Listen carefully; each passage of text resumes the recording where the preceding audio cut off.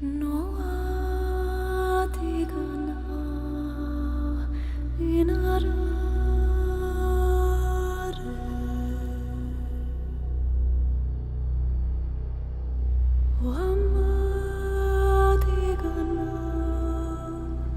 right, we're gonna watch the video sent to us.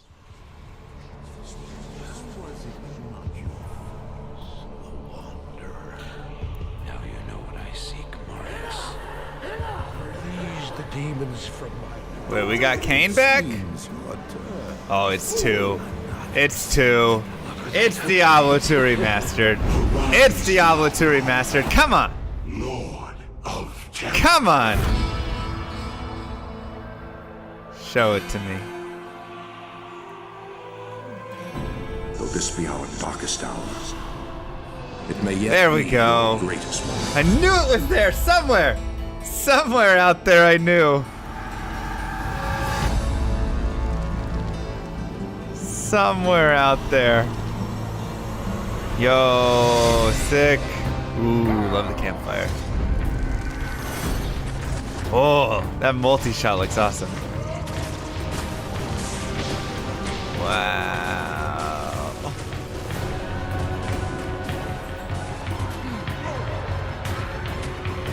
Yo. And console, okay. All right. That'll be interesting. Oh, that leap attack was awesome.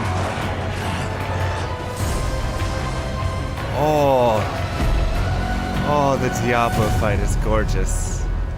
Not even death. Oh, Resurrected.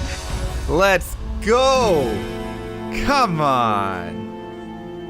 So that was super exciting. I'm Mr. LaMSC. I am a Twitch streamer. I have been playing Diablo 2 for 20 years, streaming it for 6 years. I probably have over 25,000 hours in this game and just absolutely love it. So seeing the remaster happen, I have to just, of course, ask a very first high-level question. Why the D2 remaster right now?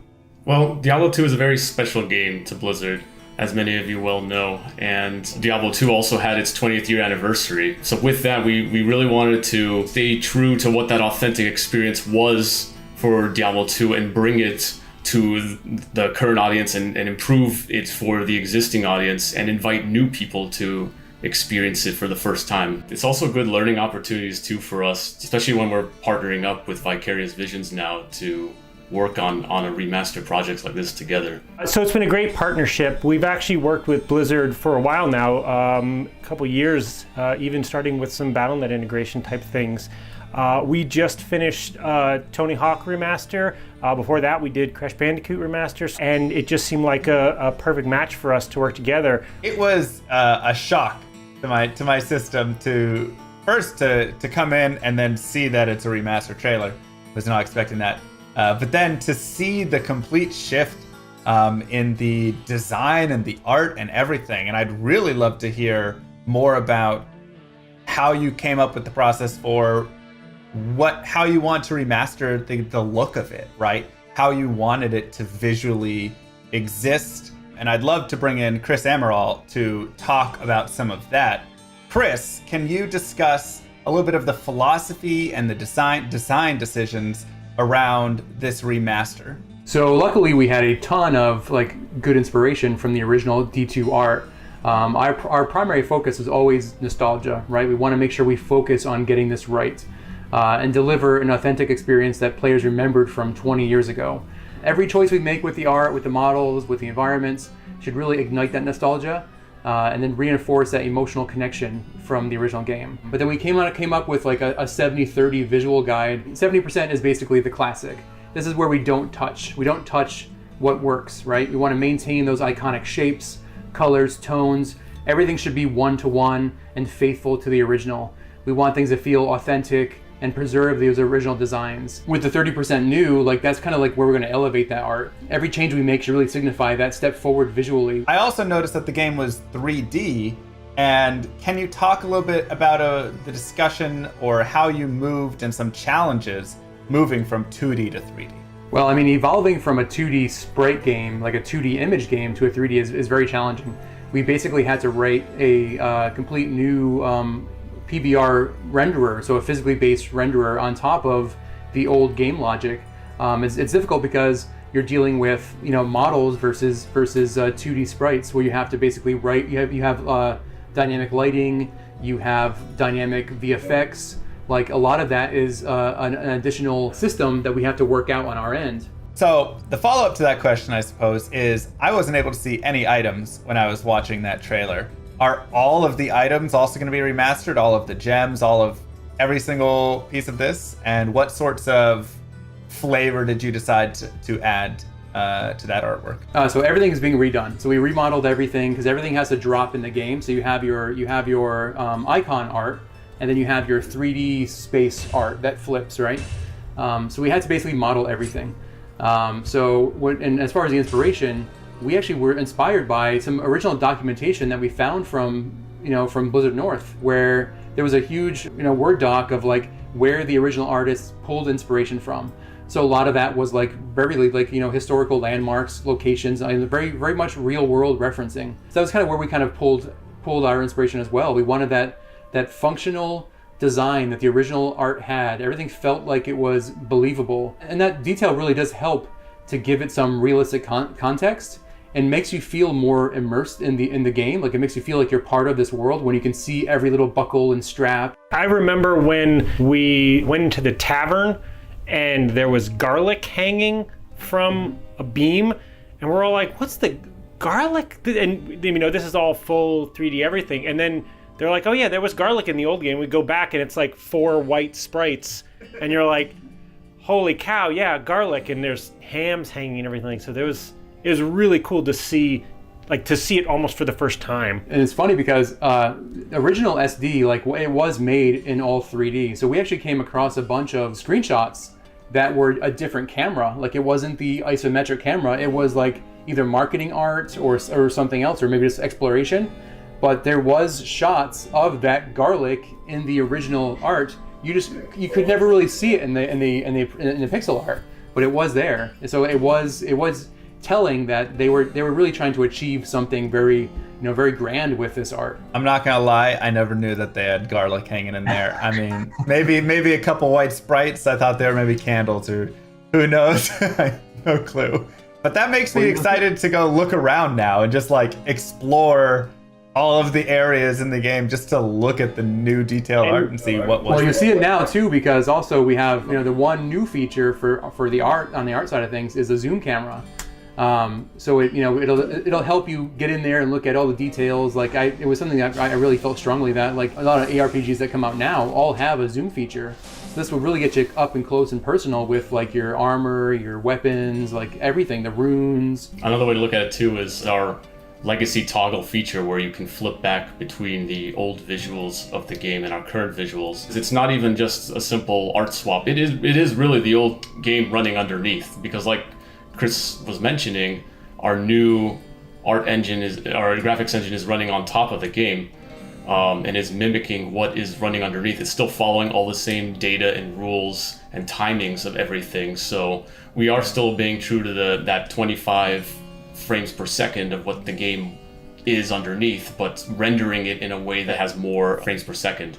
Yeah, I'd love to hear more about that specifically, because when I go into Diablo 2, I'm thinking 25 FPS, and like you said, the game is built on that. My faster casting, my hit recovery, all of this stuff is built on 25 FPS. So how do you create a game that's 60 FPS? So all of the logic and how the game talks with the server and everything like that runs on that cycle, and that hasn't changed.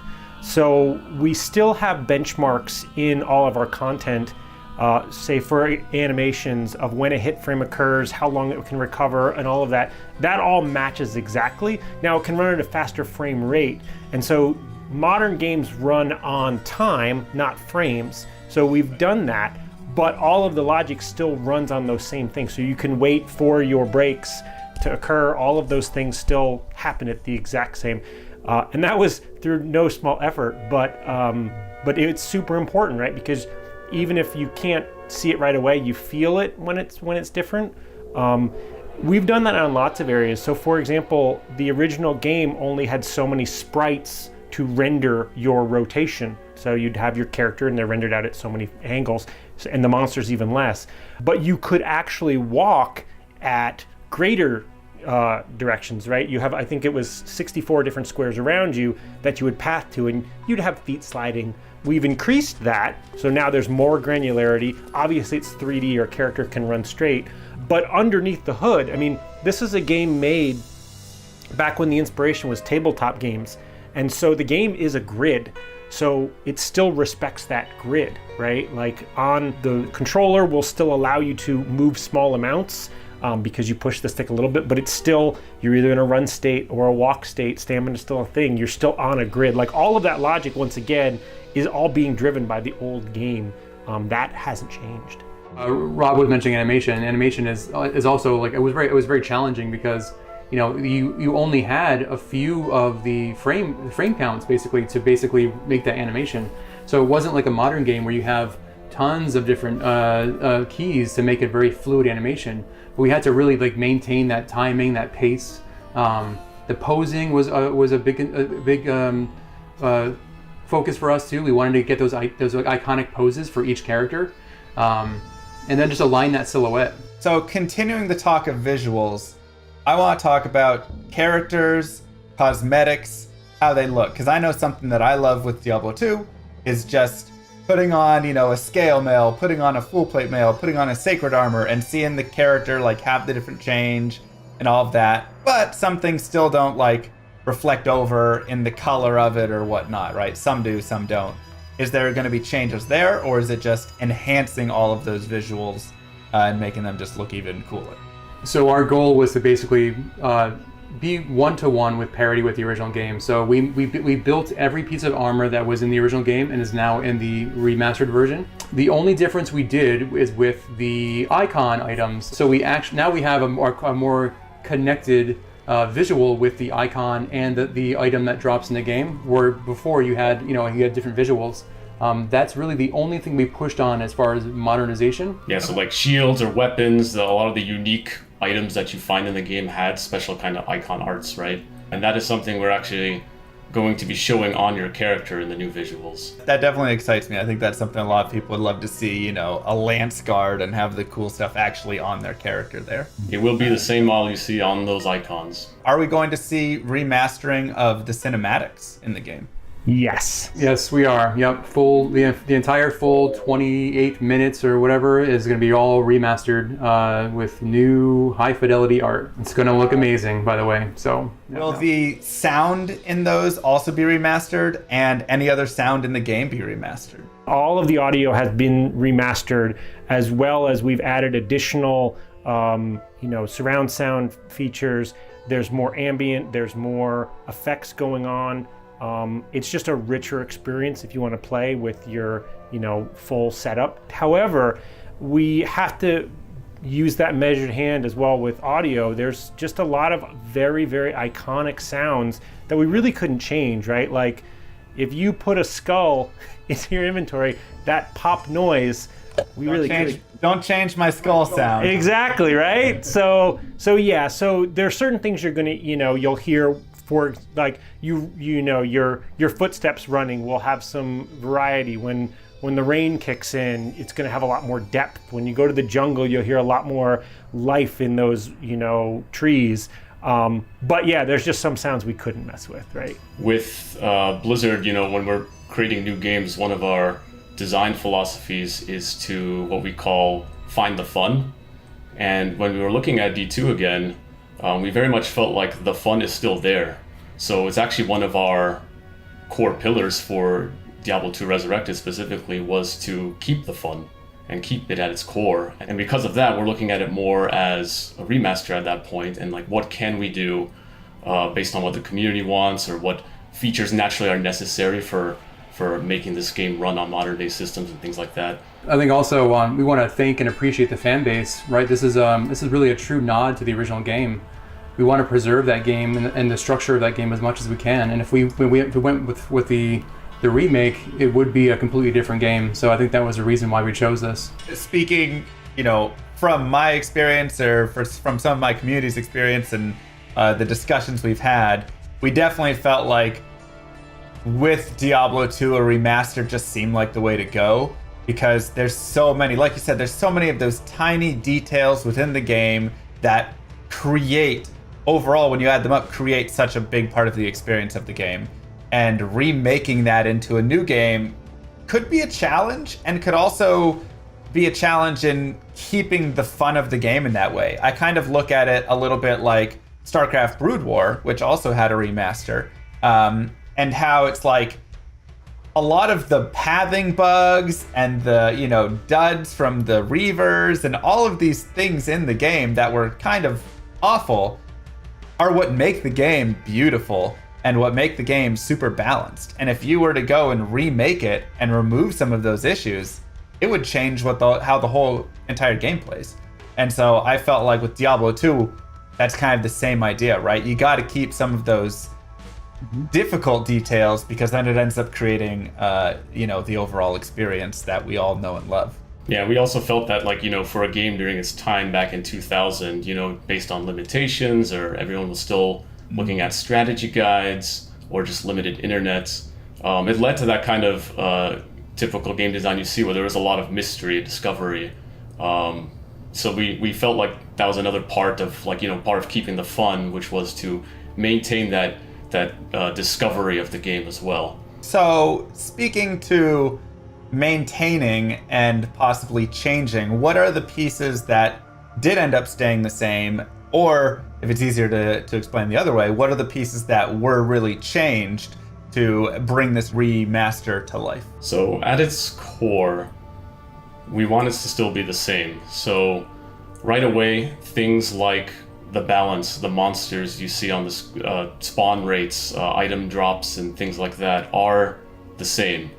And what we're doing is trying to take any of the rough edges you see, compatibility issues, resolution issues, and obviously the art, improving the arts as well. All these kinds of things you come to know from a remaster, but still maintaining very much what the game is. And when it comes to the features we added, this is probably the biggest area where we scrutinize so much is this addition straying too much? Does it still create the same gameplay experience and other things like that?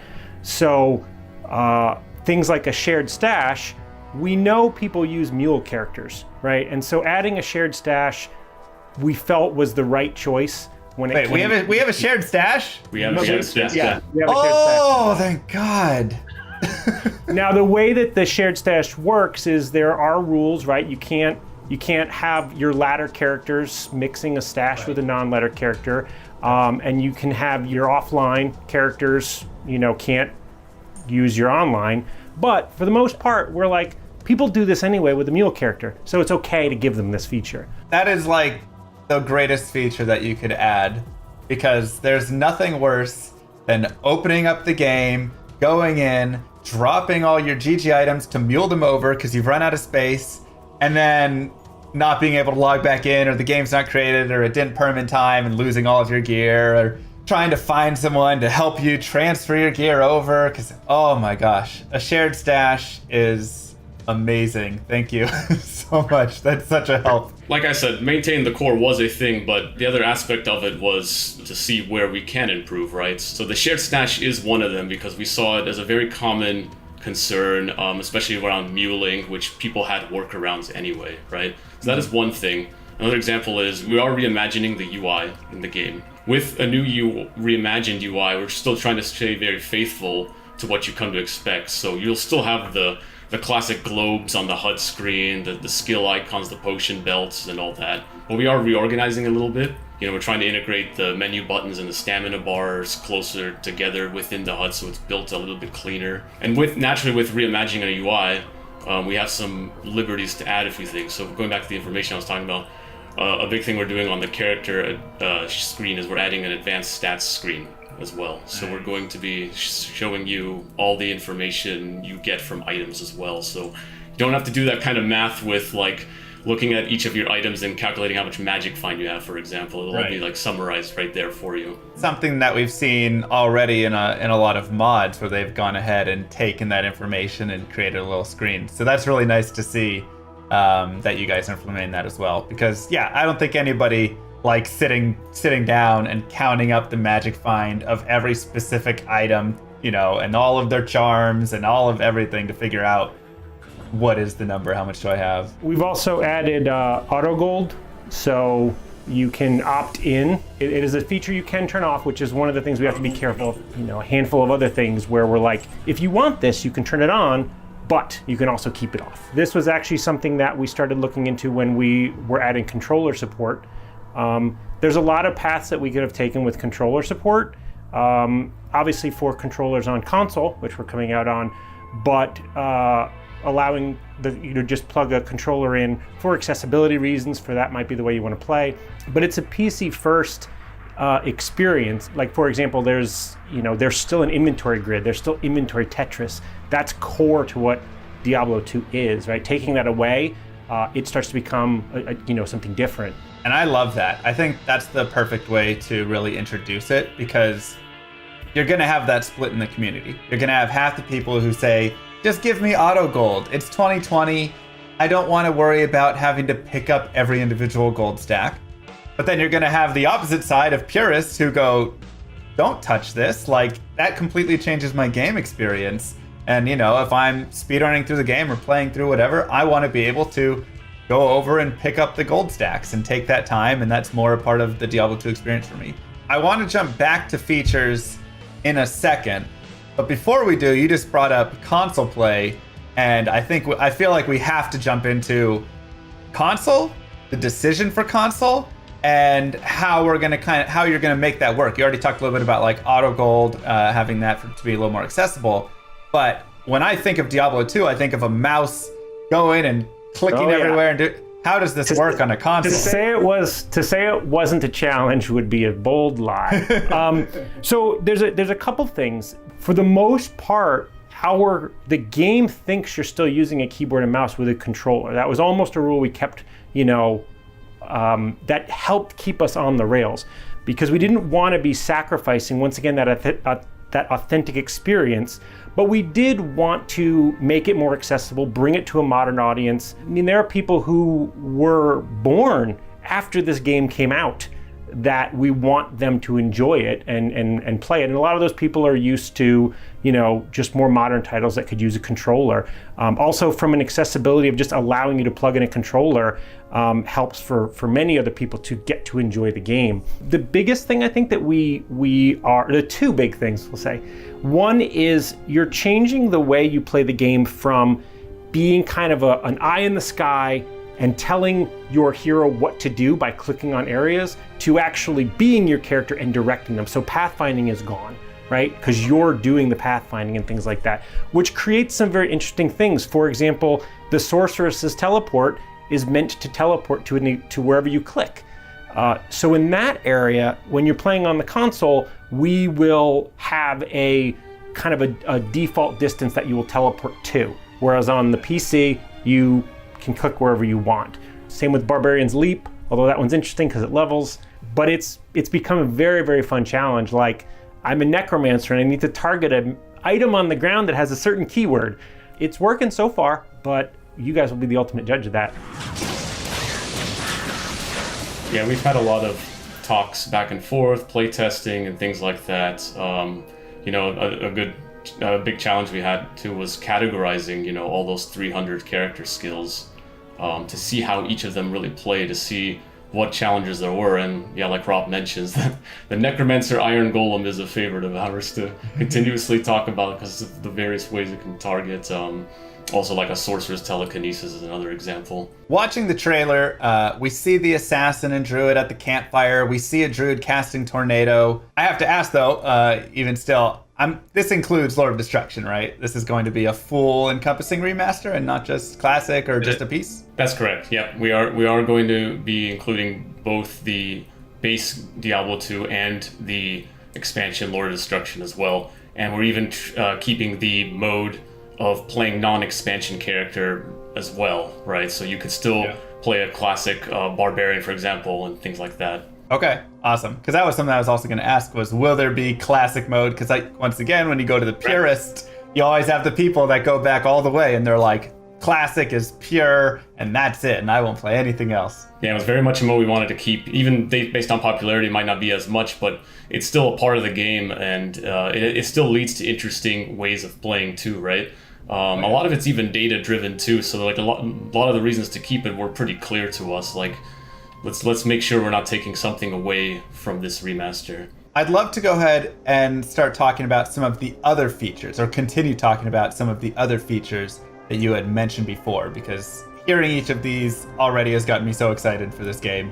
And so what are some other little things that you felt could be changed, wouldn't change the whole flow of the game, but just improve it a little bit? One thing we're looking into is making it easier to interact with your stash. So having quick keys to move to your stash is one thing versus like dragging the mouse to every time you want to move something to your stash. Other things we're looking at as well are like an item comparison tooltip. So in case you're looking at some other item, you can hold shift or whatever controller button is mapped, and then you can see what equipped items you have just for quick glances, things like that. The item comparison is a great example of us adding it, but added it with a measured hand. So we don't suggest any gear for anybody. The gear in Diablo 2 is so quirky and different, and every class can use everything, that us recommending things like that actually was more confusing to people.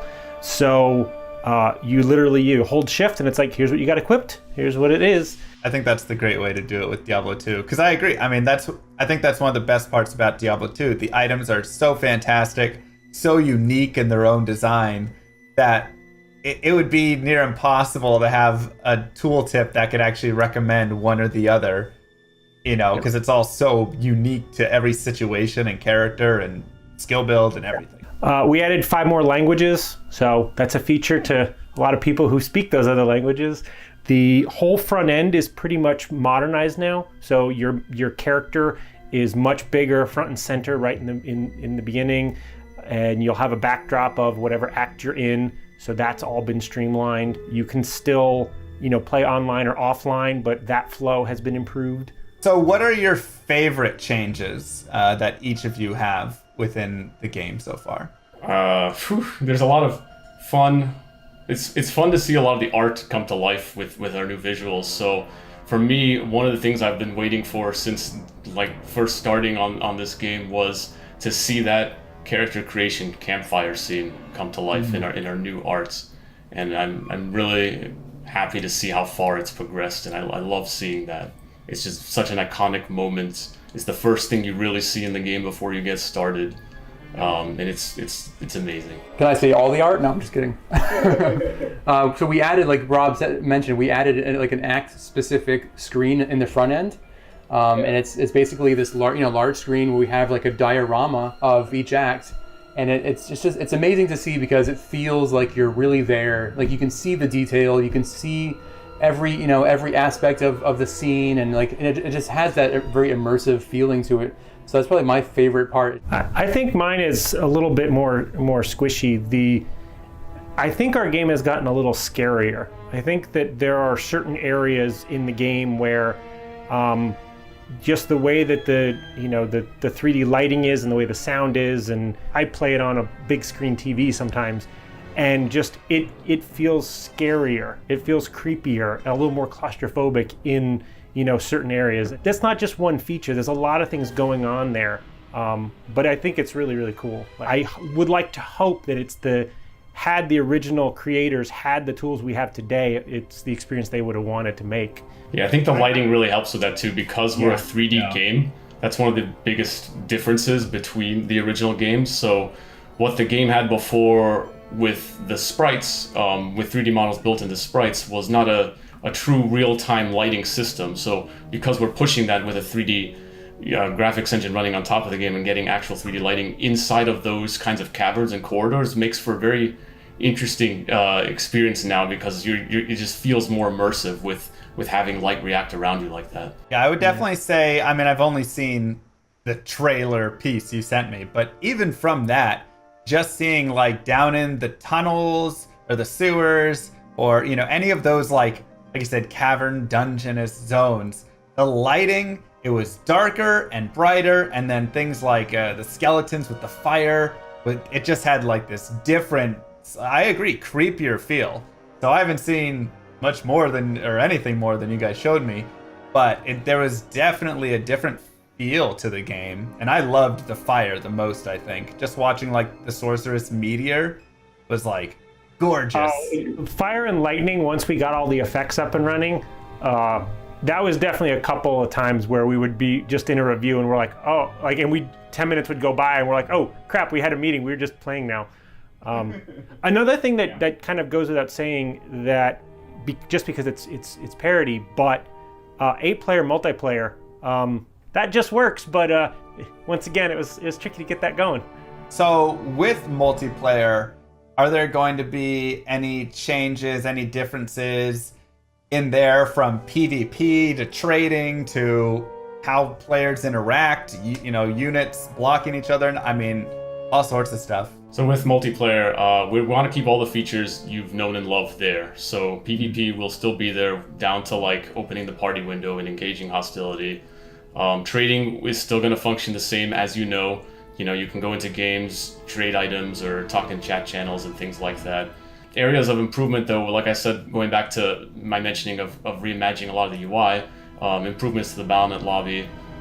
So we're trying to look at some things like improving like how you browse server games. Like, so when you're looking at a game to join and typing passwords and things like that, that's the kind of area we're trying to see how we could smooth out in ways like making sure you can browse normal games, Nightmare games, and Hell games, even though you've graduated to the higher difficulty. I'm sure you've known that. There's nothing worse than accidentally killing Bale in Nightmare when you're trying to do Nightmare Bale runs and you're like, I can't find any of the games anymore for Nightmare Bale runs. But you can if you log into a separate character. Right, you go to a separate character and then look at that was kind of our logic, right? Since there are workarounds there, that made it easier for us to make the decision of allowing some of those things. Another change is also looking into reducing ladder seasons overall. So right now, ladder seasons in Diablo 2 are 6 months, and we're looking at reducing that as well to help have more engagement and kind of drive more incentives too. You know, 6 months is a long time, and we're looking into like if we make it shorter, we could probably have greater beats throughout the year, as well as seeing people strive harder for getting like that to that level 99, right? So is there going to be any reward change on that, or will it just simply be, you know, the same standard? You get to 99, you're 99 on that leaderboard, and I mean that's a giant reward in itself, but I don't know if there's any other piece go up on the Battle.net website or something. We're not looking into adding anything beyond what the game really did, but in some ways there will be some things that kind of come out of because of what we changed. So we have the leaderboard, right, where you can see each class going to level 99. There are easier ways to filter through that.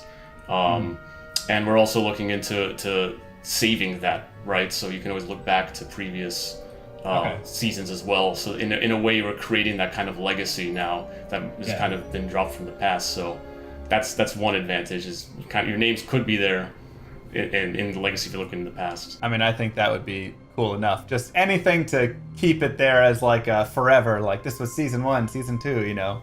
Like that's when I got my 99. Because I know a lot of people like to go and reflect kind of on their old characters and pushes and stuff like that. Character expiration will not be a thing anymore, by the way. Ooh, Due to modern Battle.net integrations, we do not have to. You will not have to worry about refreshing your characters, so they will stay with you. Awesome. Will there be anything different with like character names then, if that's the case? Oh, yeah. So this was one that we talked about for a very, very long time. So because we are moving to global servers and we have cross progression, we will allow duplicate names because with everyone being in the same thing across all consoles and all platforms and other things like that, you would very quickly bump into duplicates like day one.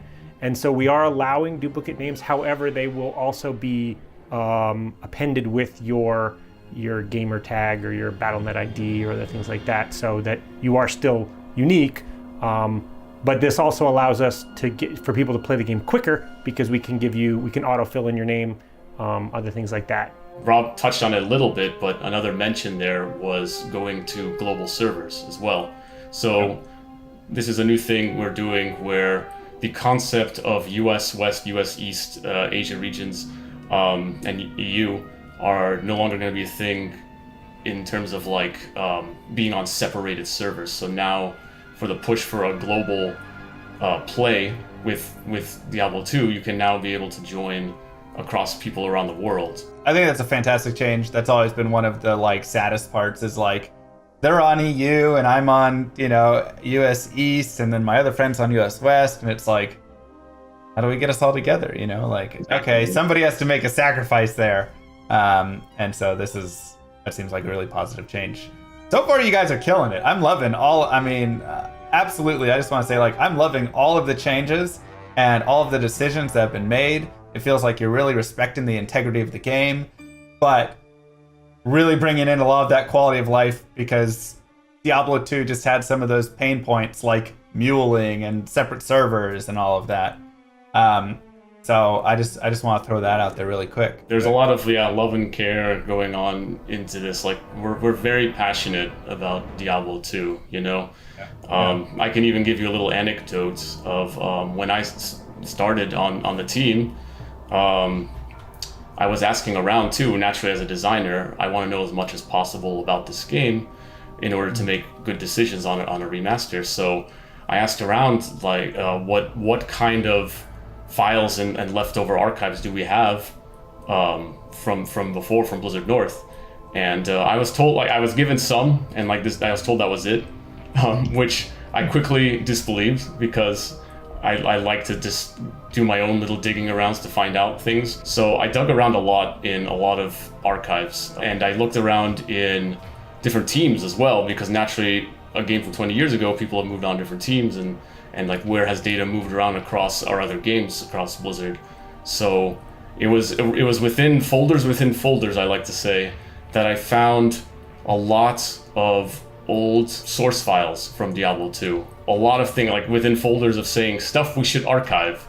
And there was a lot of stuff to archive indeed, because there were a lot of things, like we're talking like model source files, old tools that Blizzard North used to create like the sprites and things like that. All these things I spent months and months organizing and communicate that out to the team, and help getting Blizzard library team and other people to help out too, to help share as much information as possible, which helps a lot with when we're adapting some of these models and whatnot and making new art out of it, because sometimes those pixels aren't good enough, and if we have some kind of source model to look at, if we have it, now we can make even closer decisions. On that day when he found that, I think that really helped me greatly. Like, we sent all of that imagery, even the models, I think we sent over to the outsource teams and different art teams, which they used as like a stepping stone.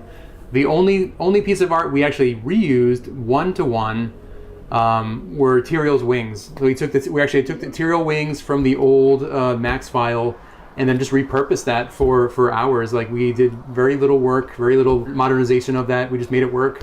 But yeah, we did follow a lot of the rules that the old game actually used. For like another example is the succubus, in which I think the old Blizzard North model, they reused the assassin mesh for the body, and we did the same thing. We use our assassin mesh for the succubus. Yeah, a lot of fun discoveries that we're actually kind of making the same decisions on in interesting ways. Another example too, like, is because we found a lot of stuff. There's a lot of old texture files for some environments on the game. So another example is like the walls you see in the Act 2 tombs, with those kinds of like paintings on them, are the same textures we're using, because we found the source files for those. Any symbology we have questions on, we always like jump into that archive, try to find some kind of source or reference or something, and we just reuse it as much as possible. We want this to be as true as possible. That could even carry over to the cinematics too, like a lot of the cinematics cover the same locations. Think of like Tal Rasha's tomb with Baal in front of it, and there's all those runes going on behind him. Finding sources like that to try to match as much as possible was a goal, and I'm glad to say we did find those kinds of things and are matching it very well. So it's helping our cinematics too. There was even concepts we repurposed. Like we found a couple concepts that were amazing from 20 years ago, the Bloodhawk and the Bloodhawk Nest, and we used that completely to rebuild our new asset. I mean, that's fascinating. I feel like I could just sit here for hours and hours, days, as you guys talk through every single thing you found in the source files. I could too. I'm still organizing it to this day. I still could find something that could work out. As I put it, I'm very meticulous with this stuff because I love it so much. I'm putting like categorizing everything. Like this is everything I found on War Eve. This is everything I found on the Greater Mummy Monster or Bale or something. And then if Chris comes to me and needs help with like some kind of way of identifying what parts of the creatures are or something, I even go through lengths of like seeing if I could open up those models. And actually re-rendering them out in a way that we could actually see it in higher detail and see the Greater Mummy is showing like part of his bone on his knee, so we should try to match that or something like that. And there's a lot of interesting stories and references that we actually used to create the new art by re-rendering models out to see everything. Yeah, it was literally like video game archaeology, and even learning how parts of D1 were made, parts of the code that were commented out. Totally geek out on just all of the, because it's a game that we all kind of grew up in, and a lot of us got into the games industry because of these types of games, and this game in particular, right?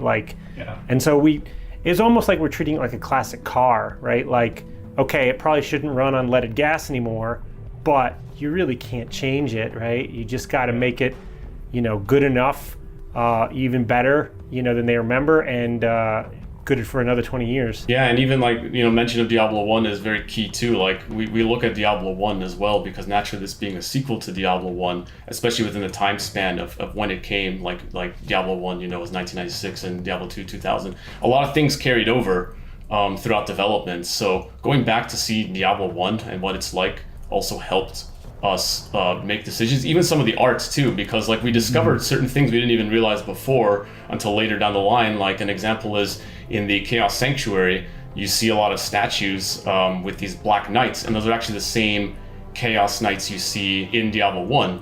So sometimes some of the things I find even source files from Diablo 1 were useful for us for reference, so we can make the new statues and things like that. Even the Sorcerer and the Act 3 Hireling shared very similar models. Like it was just an addition helmet or a little bit of detail on the chest, but that was really the difference. You guys need to do a developer archaeology discussion at some point where you just sit down and talk through all of this, because this is the most fascinating stuff I've heard. I mean, I've played so much Diablo 2 that I know so many intricacies of the game, but when there's more to be discovered, it's oh man, I'm itching to know. So I would love to just listen. The funny thing is going back to our core philosophies on the game, we wanted to keep discovery and the mystery and stuff. Because you keep discovering things all the time when you play Diablo 2, all these little hidden rules and informations. It kind of carries that fascination over through development as well. We find a lot of things in the code, design documents, models, things like that were really fascinating to see how they were made. And I learned something new every day on the projects. One thing, shifting back to the online play here, I know there's definitely going to be questions around security. How are we handling duping? How are we handling bots? How are we handling, just anything around that, realm downs, and all of the disconnects and all of that good stuff that we deal with online? What's being taken, or what actions being taken there? So moving over to modern BattleNet helps us with a lot of those types of things. To say it's Loctite, I wouldn't dare do that. That's like throwing a gauntlet down to the community to try to break it. But all of that should be far more secure now. Now, we do still allow you to play offline, right? You will need to authenticate that your copy is legit, but after that, you won't be bothered. And so there's a reason why we leave those characters quarantined away from online. I mean, yeah, we have a server team working on it, and these are some of their efforts, right? We want to stop the bots, stop duping as much as possible. There's a lot of strides happening in the back end of things. So I'm excited to play this game, and I'm sure a lot of other people are very excited. How can we sign up for this closed beta, and when will this game be coming out? Actually, we will be doing a technical alpha, and you can sign up on our webpage today for future waves of invites. As for the game itself, it will be releasing 2021. Well, I just want to say thank you to the remastering team right here. I absolutely am blown away by how much effort and how much passion you guys are putting into this game and just into Diablo 2. I've loved Diablo 2 for 20 years, and I never thought that the game could get better. But I think you guys are respecting the integrity while upgrading and adding and improving, and I think this is going to overall just better the game. So thank you guys so much. I appreciate you having me on and for all of the hard work you've done. Awesome, thank you. I mean, your praise means the world to us. I mean, you and people like you who keep the game going for 20 years. Like, that's, if you guys didn't do that, this might not be happening, right? We see the passion in what you do, in what your colleagues do. Like, so thank you even more. And thanks for coming to do this. This was fun.